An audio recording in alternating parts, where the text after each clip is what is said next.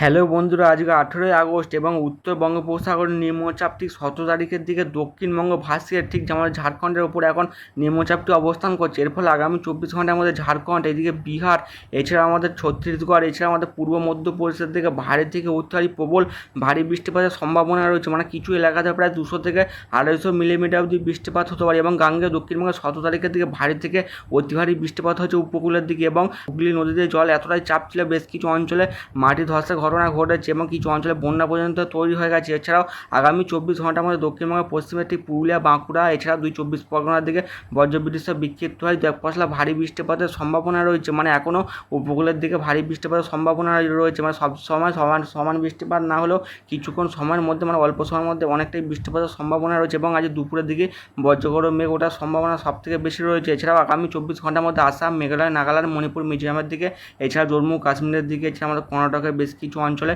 বজ্রবিদ্যুৎ সহ ভারী বৃষ্টিপাত হতে পারে এবং আমাদের উড়িষ্যার দিকে ভারী থেকে 2-1 পশলা অতি ভারী বৃষ্টিপাতের সম্ভাবনা রয়েছে। এবং আজকে 18 তারিখ এবং আগামী 24 ঘন্টা মানে 18 তারিখে অবধি ঠিক আমাদের দক্ষিণবঙ্গ উপকূল বরাবর, এদিকে উড়িষ্যা উপকূল বরাবর এবং বাংলাদেশ উপকূল বরাবর ঠিক উত্তর বঙ্গোপসাগরের থেকে 40 থেকে 45, সর্বোচ্চ 55 থেকে 60 কিলোমিটার বেগে ঝোড়ো হাওয়া বইতে পারে। তাই মৎস্যজীবীদের 18 তারিখ অবধি আমাদের মানে সমুদ্রে যেতে নিষেধ করে যায়। প্রচণ্ড উত্তাল লাগবে সমুদ্রে এবং গাঙ্গে দক্ষিণবঙ্গের বেশ কিছু অঞ্চলে জলমগ্ন হয়েছে এবং কলকাতার দিকেও প্রচণ্ড আকারে বৃষ্টির ফলে জলমগ্ন হয়েছে এবং আমাদের আলিপুর আবহাওয়া দপ্তর থেকে জানাচ্ছে এই নিম্নচাপটি ক্রমশ উত্তর পশ্চিম দিকে অগ্রসর হওয়ার সম্ভাবনা রয়েছে এবং নতুন করে একটি ঘূর্ণাবর্ত তৈরি হওয়ার সম্ভাবনা রয়েছে ঠিক 23 থেকে 24 তারিখের দিকে। 24 তারিখের দিকে ঠিক আমাদের গাঙ্গে দক্ষিণবঙ্গের উপর একটি ঘূর্ণাবর্ত মানে থাকার সম্ভাবনা রয়েছে এবং এই 24 তারিখের পর থেকে ঘূর্ণাবর্তটি ক্রমশ একটু করে শক্তি বৃদ্ধি করতে পারে। ঠিক 25 তারিখের দিকেও ঘূর্ণাবর্ত থাকবে, তারপরে 25 তারিখ থেকে বৃষ্টির পরিমাণ বাড়বে এবং 26 তারিখের দিকেও একটি লো প্রেশার এরিয়া মানে ঘূর্ণাবর্ত তা ক্রমশ 27 তারিখ থেকে একটু মানে শক্তি বৃদ্ধি করে 28 তারিখের মধ্যে সুস্পষ্ট নিম্নচাপ, তারও পরবর্তীতে 29 তারিখের দিকে একটু শক্তি বৃদ্ধি করে 30 তারিখের দিকে একটি নিম্নচাপে পরিণত হয় ঠিক দক্ষিণবঙ্গ এবং বাংলাদেশের উপর অবস্থান করবে। এর ফলে 28 তারিখ, 29 তারিখ, 30 তারিখ এবং আমাদের 31 তারিখের দিকে ভারী থেকে অতি ভারী মানে তুমুল ভারী বৃষ্টিপাতের সম্ভাবনা রয়েছে। মানে এই নিম্নচাপে যে পরিমাণ বৃষ্টিপাত হয়েছে, মানে সেকেন্ড যে নিম্নচাপটি আসতে চলেছে তার ফলে প্রচণ্ড আকারে বৃষ্টিপাত হবে। মানে কিছুক্ষণ সময়ের মধ্যে প্রায় 200 থেকে 250 মিলিমিটার অবধি বৃষ্টিপাতের সম্ভাবনা রয়েছে এবং 1 তারিখের দিকেও দক্ষিণবঙ্গ জুড়ে ভারী থেকে অতি ভারী বৃষ্টিপাত হবে। মানে সেপ্টেম্বরের দিকেও মানে প্রচণ্ড আকারে বৃষ্টিপাতের সম্ভাবনা রয়েছে।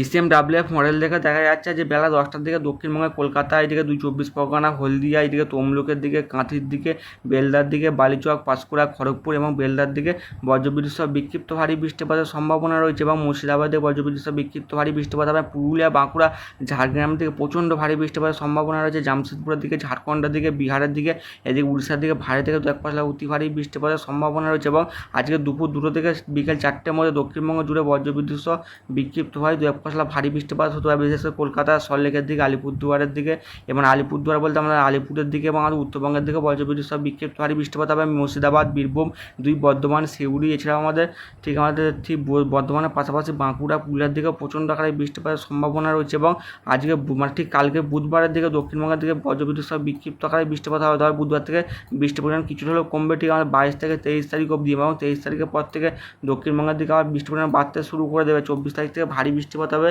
উপকূলের দিকে এবং 25 তারিখ থেকে ভারী থেকে 2-1 পশলা অতি ভারী বৃষ্টিপাতের সম্ভাবনা রয়েছে ঠিক উপকূলের 2 চব্বিশ পরগনা এবং নদীয়ার বেশ কিছু অঞ্চলে এবং 26 তারিখ থেকে বৃষ্টির পরিমাণ আরও বৃদ্ধি পাবে। কলকাতা, হাওড়া, হুগলির দিকে ভারী থেকে 2-1 পশলা অতি ভারী বৃষ্টিপাত হবে এবং বৃহস্পতিবার 27 তারিখ থেকে 28 তারিখ অবধি আমাদের গাঙ্গেয় দক্ষিণবঙ্গের দিকে একটি মানে ঘূর্ণাবর্ত নিম্নচাপে পরিণত হবে। এর ফলে 28 তারিখ, 29 তারিখের দিকে ভারী থেকে অতি ভারী তুমুল ভারী বৃষ্টিপাত হবে পুরো দক্ষিণবঙ্গ জুড়ে এবং 30 তারিখে মানে একটি নিম্নচাপে পরিণত হবে ঘূর্ণাবর্তটি। এর ফলে কলকাতা, হাওড়া, হুগলি, 2 চব্বিশ পরগনা, পূর্ব মেদিনীপুর, পশ্চিম মেদিনীপুর, এছাড়াও ঝাড়গ্রামের দিকে এবং 2 বর্ধমানের দিকে ভারী থেকে অতি ভারী তুমুল ভারী বৃষ্টিপাত হবে এবং 31 তারিখের দিকে ভারী থেকে অতি ভারী বৃষ্টিপাত ঘটে তা ক্রমশ উত্তর পশ্চিম দিকে নিম্নচাপটি সরে যাবে এবং 1 তারিখ অবধি এর ফলে দক্ষিণবঙ্গের দিকে দফায় দফায় বৃষ্টিপাত চলবে।